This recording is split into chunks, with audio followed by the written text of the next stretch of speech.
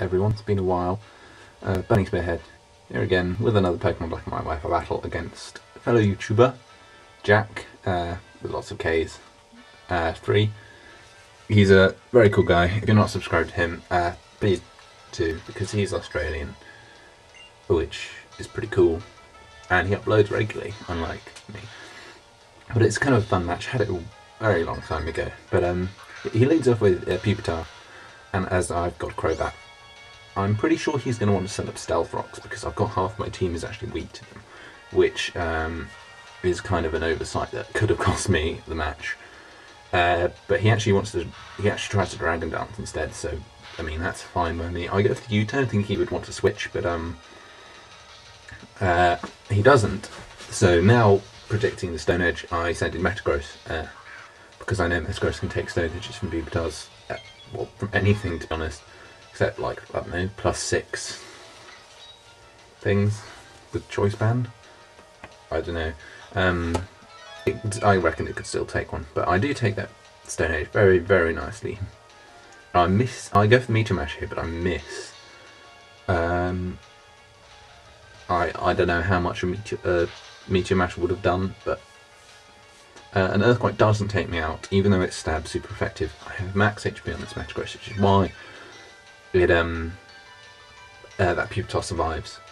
His Taunt wears off because Taunt only lasts for 3 turns guaranteed, I think, in this generation. But I go for the Meteor Mash and I get a crit. Like I said, I'm not sure how much of Meteor Mash would have done to that Pupitar. I don't know how many HP or defense EVs he has, or whether he's running a Violite. I presume he's running a Violite because it's a fucking Pupitar. But seeming as he was running a Dragon Dance set, maybe he doesn't run much bulk. But he brings in his Hydreigon here. I'm scared of this fire blast coming from this thing. But Porygon 2 is not scared of fire blasts from Hydreigons, or in fact anything except maybe solar powered Charizard, which I don't run into all that often because I don't run into Sun teams all that often. But I'll recover up here on the switch to Haunter, and he makes a really, really, really good play here. We had this match before he released his custom moveset Haunter video, so I had no idea this thing had Trick. So he does trick me his specs, but more importantly he tricks him my Violite. So his Haunter's got a Violite. Even though I'm analytic, lot of special attack, and now specs, Ice Beam isn't going to take him out because of his new Violite, because as most of you know, Haunter is not fully evolved.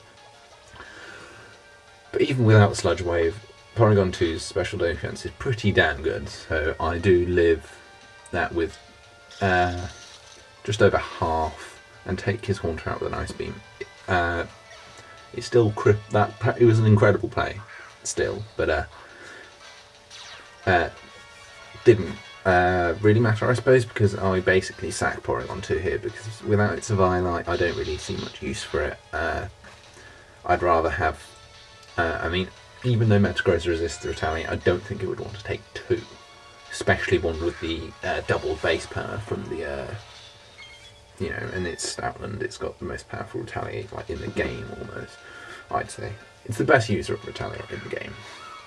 But he brings his Leafeon here, and I know Leafeons have got pretty good its best stat is its defense, but he does not take that Meteor Mash well at all, so I'm thinking, well, he's obviously an offensive Leafeon. He confirms that with the X-Scissor and the Life Orb. X-Scissor isn't going to take me out though, because like I said, Metagross has got lots of natural bulk. But I missed my Meteor Mash for the second time in the game.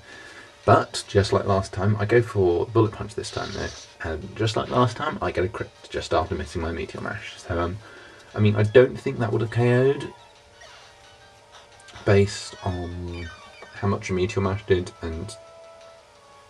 but he probably would have KO'd himself with Life Orb Recoil. But that does mean I can get some extra damage off on this Stoutland with the Bullet Punch before he takes me out. I wasn't sure what this thing wanted to do, so I basically sacrificed my Metagross. I didn't really see how useful it was going to be, seeing as he's got a Simipour this thing and Hydreigon left, and Simipours are generally special. So and at that range, it's not going to survive anything physical or special from the Simipour, especially not a water type move. But I bring in Pelipper here. He's presumably predicting a Surf, but I actually just go for the Hurricane. Thankfully it hits, because I've had some pretty bad luck with this Pelipper in regards to Hurricane, but not as bad as my Kingdra with Hydro Pump. I've missed like 3 of them in a row, and it like basically lost me the match. But that's another match. He outspeeds me despite the fact I'm scarfed. So good luck, load of good you did, Pelipper. He gets a crit. I think that mattered, but I'm not 100% sure. I don't really care. Because Pelipper's got some decent natural bulk. Either way, I'd go for the U-turn with Crobat, just in case a cross poison wouldn't kill, so I could go into Porygon Z, take the Ice Beam, because Porygon Z could probably take an Ice Beam from a Simipour. I don't know, depending whether he's Spexed or something like that. My download doesn't activate because technically I sent Porygon Z out to the empty field because U-turn, that's U-turn mechanics. I basically don't want my Crobat or my last Pokemon, which you're not going to see yet, you'll see later, to take the Retaliate, because I think they're going to be more useful because they're probably faster than the Hydreigon, whereas Porygon Z probably isn't because he's not Scarfed, he's Spexed because Pelipper is Scarfed. But he stays in here with Stoutland and leaves me with 169 HP because Crobat's got some decent bulk as well, actually. And I should go for the Acrobatics, take the Stoutland out. So it's my Crobat at my last against his Hydreigon. I U-turn here. Acrobatics would have done more, but I basically just wanted to show off my last. But I could have just Acrobatics, done a load of damage to him, and then came in with it my last and taken him out. But I'm thinking I'm sacrificing Fearow here. If you get that name reference, you should post it in the comments, and that means you're awesome. If you get that reference, I lived the Fire Blast with 71, and then he misses his next one.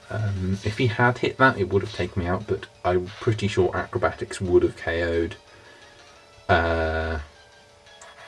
from my Crobat based on how much U-turn did, and I obviously did outspeed. And I finished him off, either way, I finished him off with a Life Orb return from Fearow. So that was a good game, Jack 3. Hopefully I'll be uploading a little more regularly now that Christmas holidays are almost here, and there's something new I'm going to try in my next video. So hopefully you enjoyed this battle. If you did, like, comment, etc., subscribe.